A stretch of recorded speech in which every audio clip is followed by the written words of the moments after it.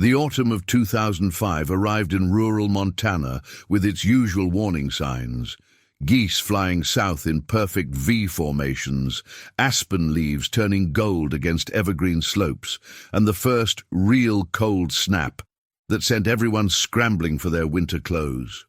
In the small town of Whitewood, population 3 through 200, the Henderson family was preparing for what should have been an ordinary Saturday in late October. Marcus Henderson, 42, worked as a forestry technician for the state. His wife, Elena, 39, taught third grade at Whitewood Elementary. Their children, 15-year-old Lily, 12-year-old Owen, and 8-year-old Grace, were typical kids growing up in a place where everyone knew everyone, and leaving your doors unlocked was still common practice. The Hendersons lived in a modest, two-story house on Maple Street, with a tire swing in the backyard and a vegetable garden that Elena tended religiously every summer. On October 22, 2005, the family loaded into their silver 2003 Ford Explorer for a weekend camping trip. Marcus had been promising the kids for weeks that they'd visit Crystal Lake, about 90 miles northwest, before the weather turned too harsh. Elena packed sandwiches, thermoses of hot chocolate and extra blankets. Neighbors watched them drive away around 8 that Saturday morning, the vehicle packed tight with camping gear, the kids visible through the windows, excited and restless. They never came home. If you're watching this incredible story unfold, please hit that subscribe button and drop a comment letting us know where you're watching from. We love hearing from all of you, and your support means everything to this channel. By Sunday evening, when the Hendersons hadn't returned and weren't answering their phones, Eleanor's sister Patricia drove to their house. She found newspapers piled on the porch, the door locked, and no sign anyone had been back. Patricia called the sheriff's department at 9:47 p.m. Within hours, a missing persons investigation was underway. The search that followed was massive by rural Montana standards. Sheriff's deputies, park rangers, volunteer search and rescue teams, and eventually FBI agents combed the route to Crystal Lake. They found the campsite the Hendersons had reserved, untouched, with no sign the family had ever arrived. Helicopters flew grid patterns over forests and valleys. Divers searched lakes and rivers. Bloodhounds traced scents that led nowhere. Marcus's brother, Thomas Henderson, took charge of the family's efforts. He organized search parties, distributed flyers, and gave tearful interviews to local news stations. Thomas and his wife Rebecca had 2 young children of their own, and the thought of 5 people, including 3 kids, simply vanishing was incomprehensible. Patricia moved into the Henderson house, keeping it exactly as her sister had left it, refusing to believe they wouldn't return. The investigation uncovered unsettling details. Marcus had withdrawn $800 in cash the day before they left, unusual but not alarming on its own. A gas station attendant in the town of Riverside, about 40 miles from Whitewood, remembered seeing a silver SUV matching the Explorer's description around noon on Saturday. The vehicle had been heading northwest on Highway 89, consistent with the route to Crystal Lake, but after Riverside, the trail went cold. Theories multiplied like weeds. Some believed Marcus had planned to disappear, that financial troubles or a secret life had driven him to run. Bank records showed no unusual debts, no mysterious transactions. Others whispered about abduction, though 5 people taken together seemed logistically impossible. Foul play was suspected, investigated, and eventually set aside due to lack of evidence.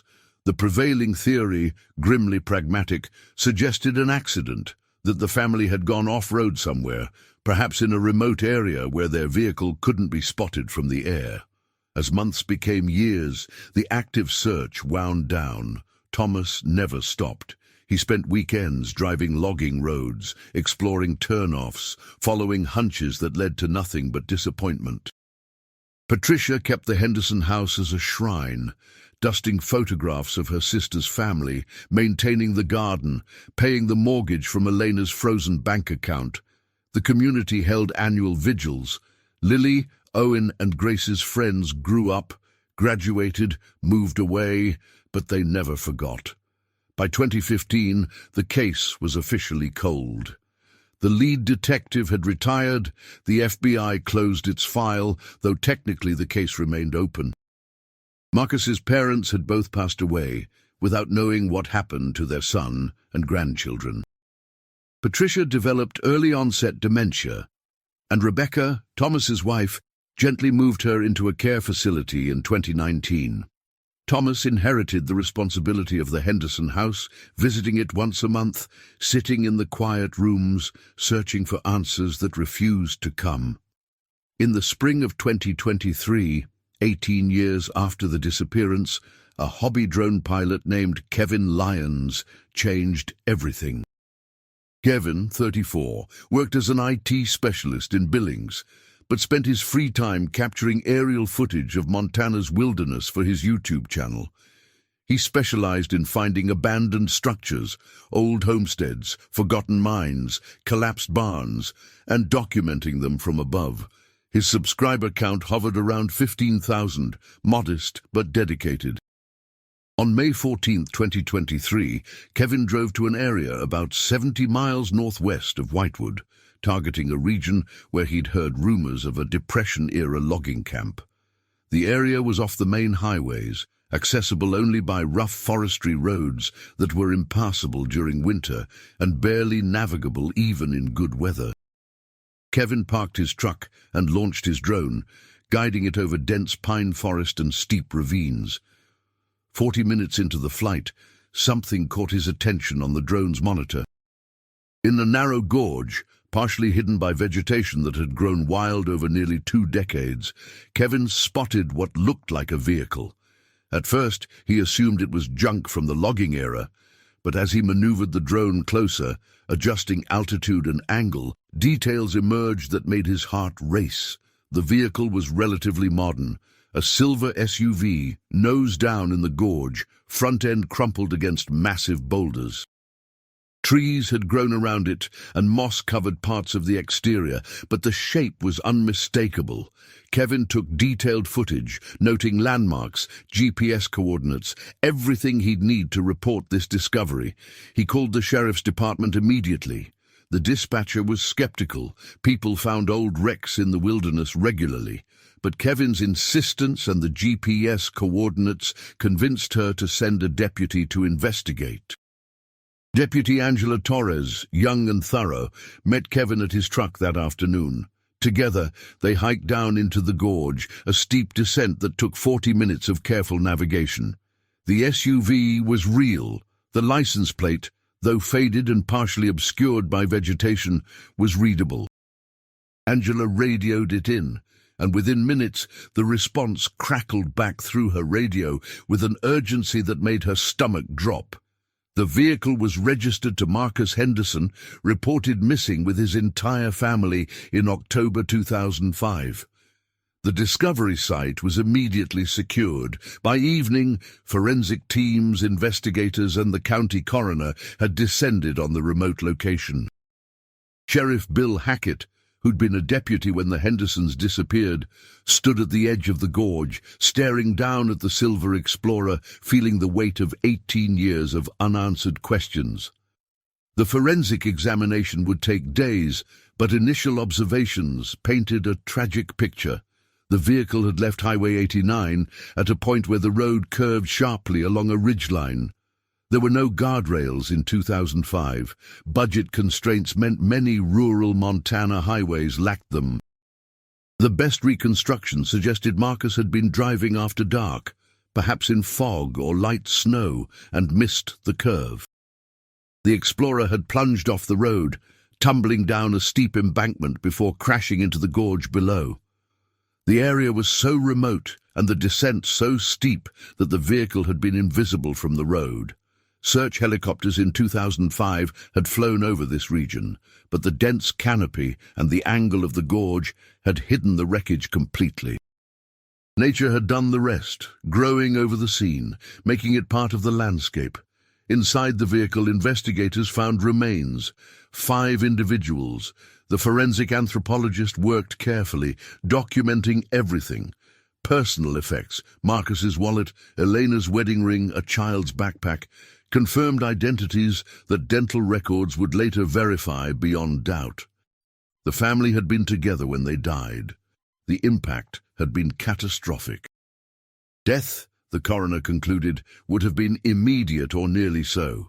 Thomas Henderson received the call on May 16, 2023. He was at work, reviewing blueprints for a construction project, when his phone rang. Sheriff Hackett's voice was gentle but direct. Thomas didn't remember hanging up the phone. He didn't remember driving home, or Rebecca finding him sitting in their kitchen, tears streaming down his face. For 18 years he'd existed in a terrible limbo between hope and despair. Now finally he had an answer, and it broke something inside him that hope had been holding together. The news spread through Whitewood like wildfire. People who'd known the Hendersons, who'd searched for them, who'd lit candles at vigils, gathered at the town square. Some wept openly, others stood in stunned silence. The local newspaper ran a front-page story. Henderson family found after 18 years. Kevin Lyons became an unexpected figure in the story's resolution. He attended the press conference, uncomfortable with the attention, trying to explain that he'd simply been doing what he loved, exploring Montana's wild places from above. Thomas sought him out afterward, shaking his hand, thanking him with a voice that barely worked. Kevin would later say he'd never felt anything like that handshake, the gratitude of a man who'd finally been released from nearly 2 decades of not knowing. The recovery operation was complex. The gorge's terrain required specialized equipment. A helicopter lifted the explorer out in pieces. The remains were transported to the state medical examiner's office in Billings. Forensic teams combed the scene for any detail that might explain exactly what had happened that night. The investigation's findings were released in July 2023. Marcus had been driving at approximately 10:30 p.m. on October 22, 2005, heading northwest on Highway 89. Weather records from that night showed light fog in the area, visibility reduced to a quarter mile in places. The road was wet from earlier rain. At mile marker 137, where the highway curved sharply along a ridgeline with a steep drop-off, the explorer had failed to navigate the turn. Tire marks found on the road 18 years earlier, marks that had seemed unrelated to the Henderson case at the time, were re-examined. They matched the explorer's tire width and tread pattern. The vehicle had braked hard, skidded, and gone over the edge.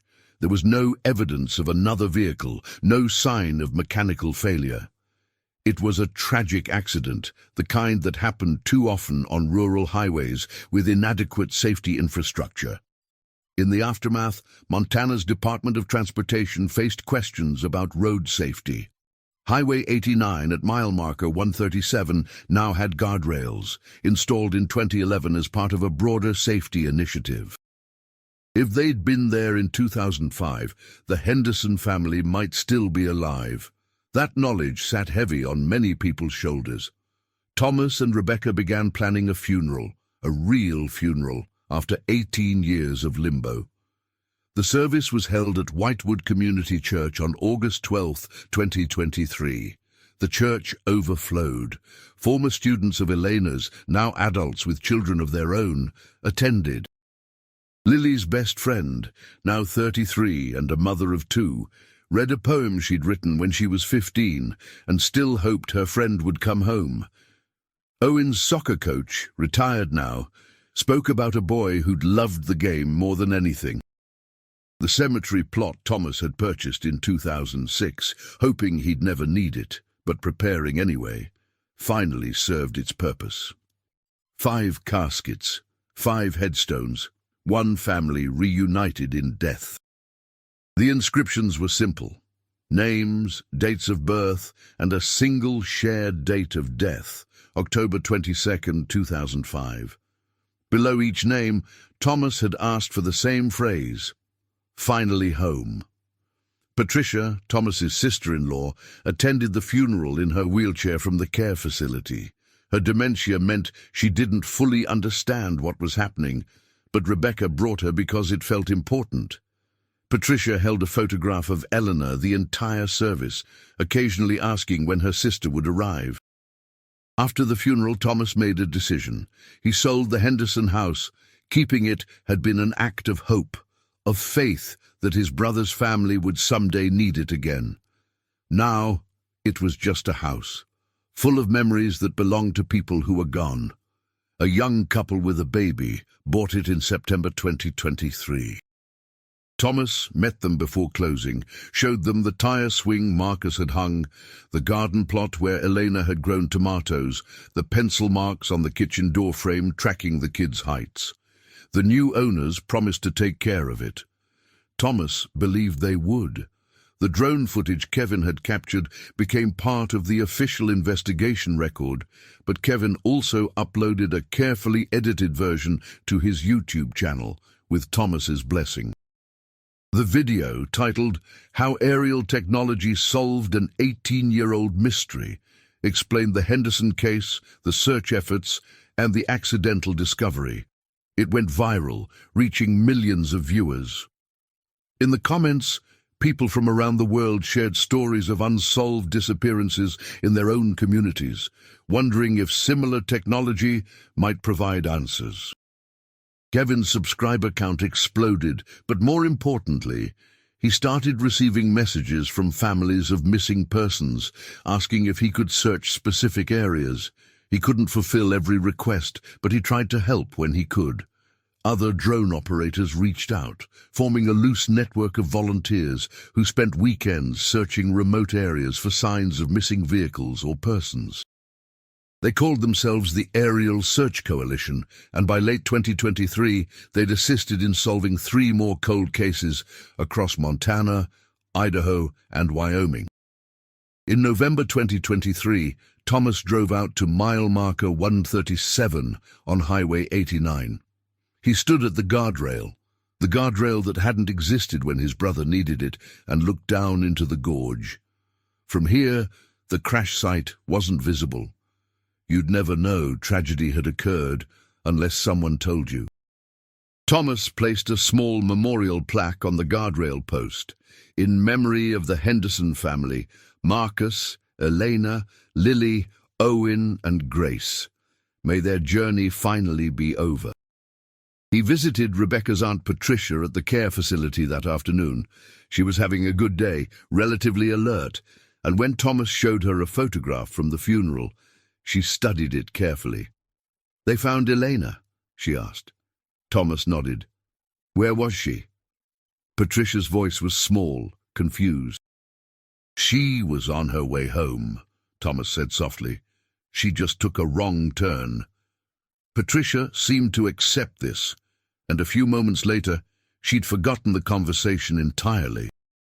But for that brief moment, Thomas saw relief in her eyes. The same relief he'd felt when Sheriff Hackett called with news that hurt and healed simultaneously. The Montana State Legislature passed the Henderson Safety Act in early 2024, allocating additional funding for guardrails and improved signage on rural highways. It wouldn't bring back Marcus, Elena, Lily, Owen, or Grace, but it might save other families from the same fate. Thomas attended the bill signing, standing beside Governor Wilson as he signed the legislation. Cameras flashed. Reporters asked questions. Thomas answered them patiently, talking about his brother's love of the outdoors, Elena's dedication to teaching, the kids' bright futures that had been stolen by a curve in the road and a moment of bad luck. Rebecca worried about Thomas in the months following the funeral. For 18 years, searching for his brother had given him purpose. Now that purpose was gone, replaced by a grief that had been on hold for nearly 2 decades and had arrived all at once. She encouraged him to see a counselor, and eventually he did. Dr. Pamela Cross specialized in complicated grief, and over weekly sessions she helped Thomas understand that he'd been grieving for 18 years. He just hadn't been able to complete the process. In the spring of 2024, Thomas did something unexpected. He started a foundation, the Henderson Family Search Fund. Its mission was to provide resources for families of missing persons, funding for private investigators, search technology, DNA testing, anything that might bring answers. The foundation partnered with Kevin's Aerial Search Coalition, purchasing drones and training volunteers.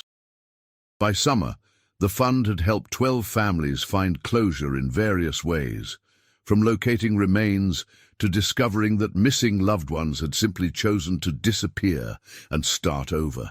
Thomas knew his brother hadn't chosen to disappear. Marcus had loved his family fiercely. The camping trips, the backyard baseball games, the bedtime stories, those weren't the actions of a man planning to vanish. Marcus had simply been unlucky, driving on a dangerous road in poor conditions, making a mistake that cost everything.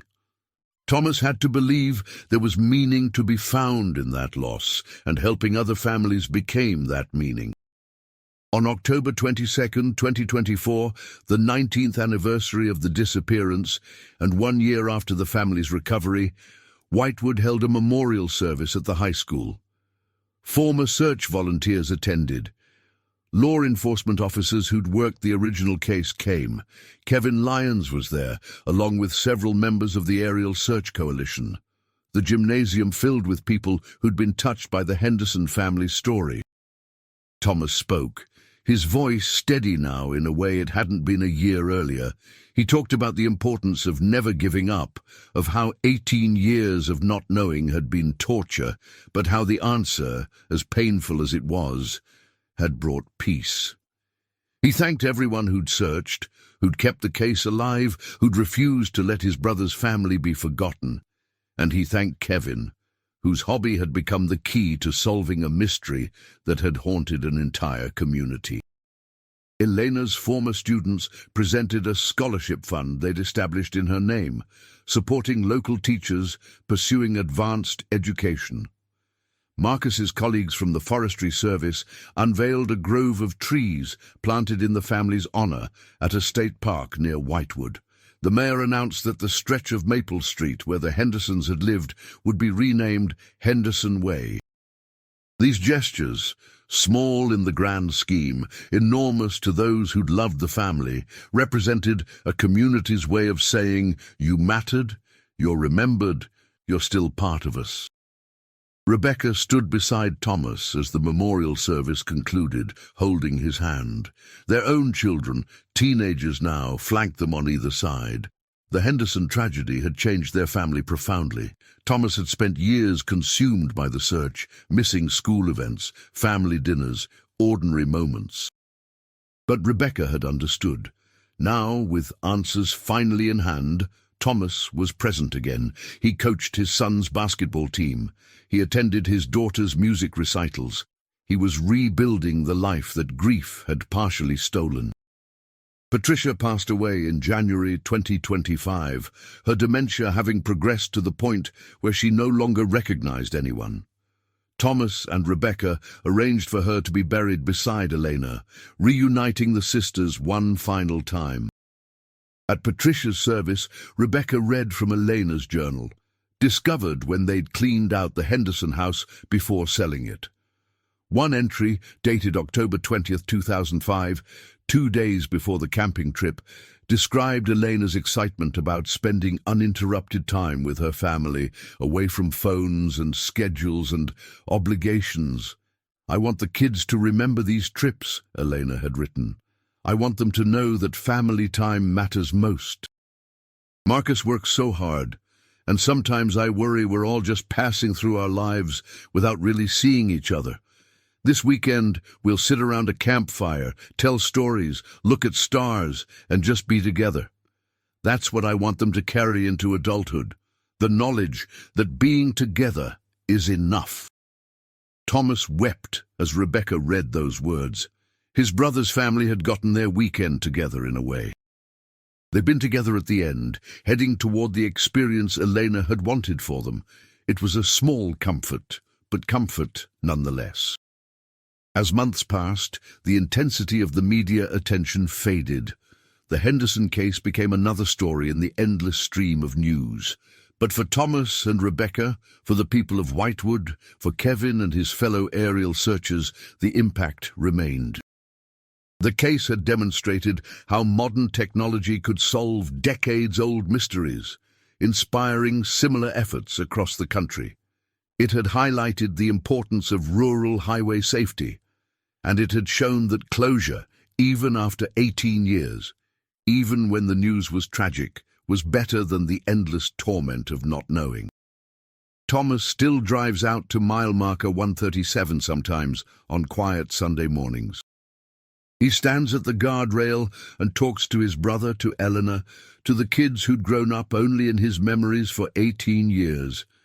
He tells them about the foundation, about the families they've helped, about how their tragedy became the catalyst for helping others. He tells them they're not forgotten, and then he drives home to Rebecca, to his children, to the life he's rebuilt. Because that's what Marcus would have wanted, for Thomas to live fully, to be present, to appreciate every ordinary moment as the precious gift it is.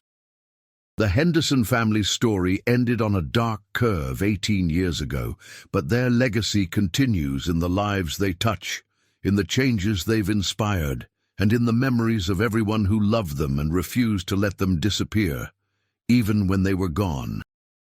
The spring of 2025 brought unexpected developments that would add new dimensions to the Henderson family's story. In March, a documentary filmmaker named Rachel Dominguez contacted Thomas about creating a feature-length film examining how technology was revolutionizing the search for missing persons. Rachel had spent 15 years making documentaries about cold cases, but the Henderson story represented something different, not just a mystery solved, but a blueprint for solving others.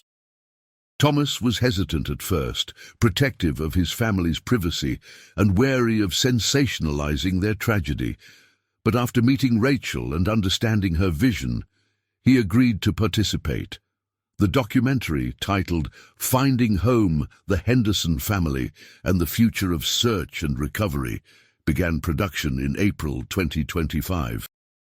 Rachel interviewed everyone connected to the case. Sheriff Hackett, now retired and battling early Parkinson's disease, but sharp as ever when discussing the investigation. Deputy Torres, who'd been first on scene when Kevin found the vehicle. Former search and rescue volunteers who'd spent weeks combing forests in 2005. And Elena's former students, now adults, processing the closure they'd never expected to receive. Kevin Lyons became a central figure in the documentary.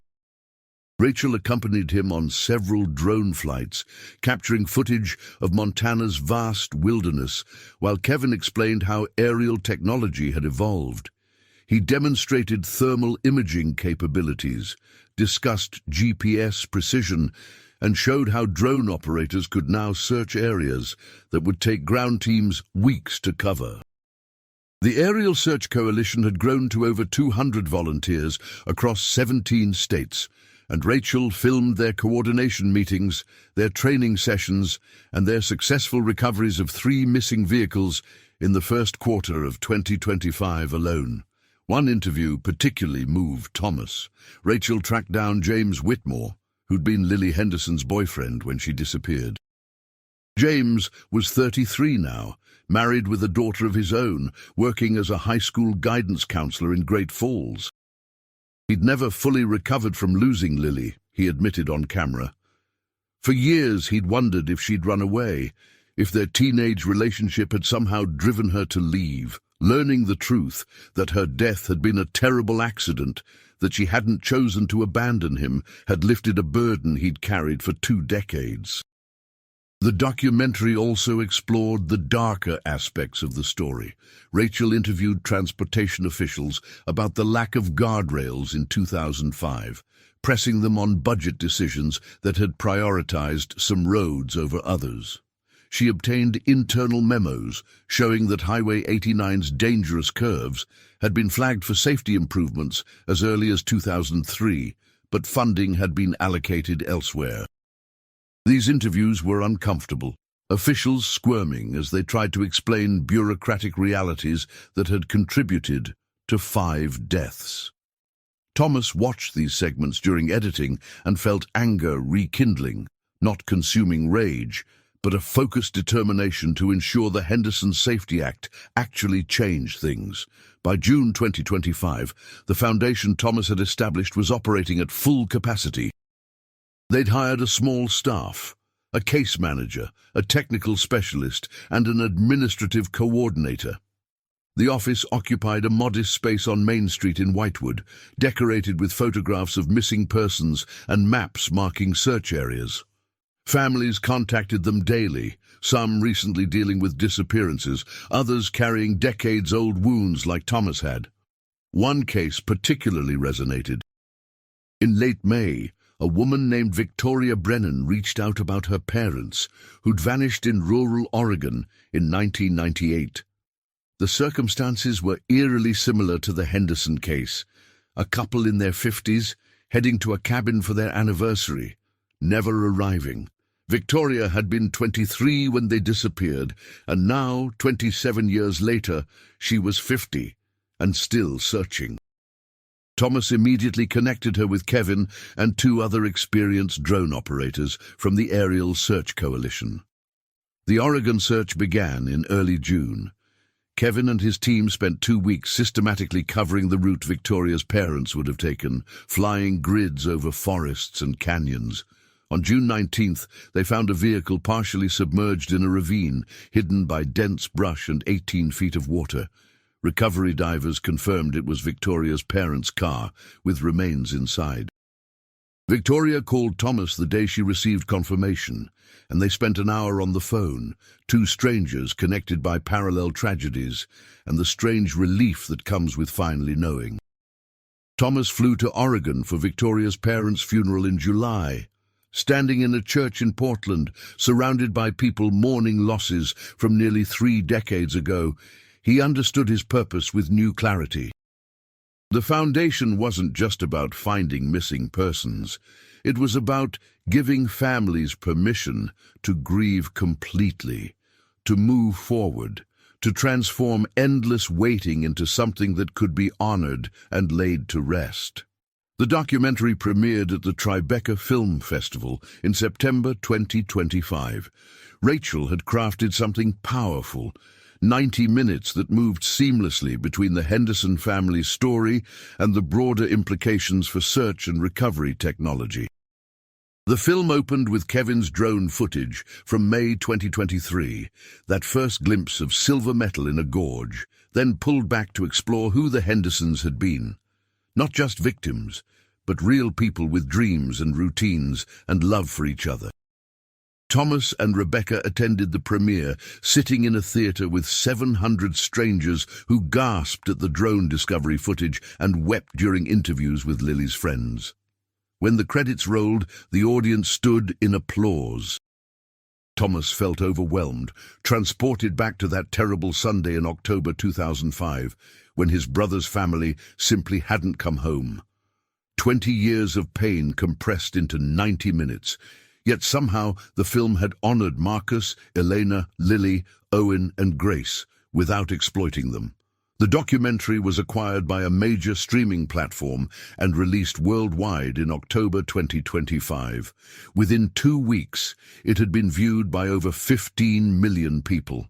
The response was extraordinary. Families of missing persons flooded the Henderson Family Search Fund with requests for help. Drone operators volunteered their services. Donations poured in, far exceeding the foundation's modest fundraising goals. Thomas hired additional staff to handle the volume, transforming his small operation into something that could genuinely impact the national conversation about missing persons.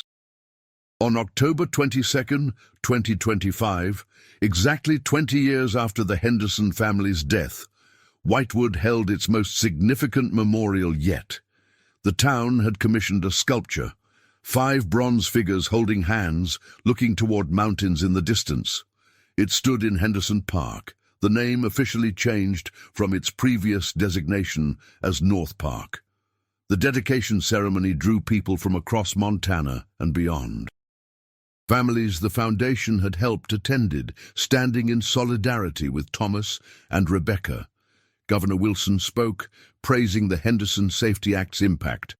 47 miles of new guardrails installed, improved signage on 300 rural highway curves, and not a single fatality on previously identified dangerous stretches since the legislation passed. Thomas spoke briefly, his voice carrying across the crowd gathered in the autumn chill. He talked about how love persists beyond death, how communities heal by remembering rather than forgetting, and how technology guided by compassion could turn tragedy into hope. Kevin unveiled the sculpture alongside Thomas. The two men had become close friends, bound by circumstances neither could have predicted. Kevin's hobby had evolved into something more deliberate. He now spent most weekends conducting searches for the foundation, his YouTube channel documenting recoveries and reunions. His subscriber count had surpassed 3 million, but more importantly, his work had inspired hundreds of other drone operators to volunteer their skills for search and recovery efforts. After the ceremony, as the crowd dispersed and the sun set behind the mountains, Thomas stood before the sculpture alone. He traced his fingers over the bronze face of the figure representing Marcus. The artist had worked from photographs, capturing his brother's slight smile, the crinkles around his eyes. Thomas thought about all the moments Marcus had missed, his children growing up, his parents' final years, technological advances that would have fascinated him. 20 years of life, stolen by a curve in the road. But Thomas also thought about what had emerged from that loss. Families reunited with their missing loved ones, even if only for burial. Safety improvements that would save lives for decades to come. A community that had demonstrated how grief could become action, how remembering could mean changing things. The Hendersons hadn't died in vain, though Thomas would have traded all of it, the foundation, the documentary, the legislation, for one more day with his brother's family. Rebecca found him there as darkness settled over the park. She wrapped an arm around his waist, leaning against him. They stood together in comfortable silence, the bronze figures before them frozen in their eternal journey toward the mountains. Somewhere in those mountains, at mile marker 137, a guardrail protected travelers from the fate the Hendersons had suffered. And across the country, drone operators searched, families hoped, and the work of remembering continued. 20 years had passed, but the Henderson family remained present in Whitewood, not as ghosts, but as inspiration, as cautionary tale, as reminder that every ordinary Saturday morning could be someone's last, and that making those moments count was the only way to honor those who didn't get more. Thomas understood this now, understood it in his bones in a way he hadn't before Kevin's drone captured that footage in a remote gorge. Life was fragile, love was everything, and closure, no matter how long it took to arrive, was the greatest gift you could give someone who'd been lost in not knowing. He and Rebecca walked home through streets they'd known their entire lives, past houses where friends lived, past the school where Eleanor had taught, past the diner where Marcus used to grab coffee every morning. Whitewood held them gently, this town that had shared their grief and their relief, that had transformed tragedy into purpose. And in that gentle holding, Thomas finally felt something he hadn't felt in 20 years. Peace.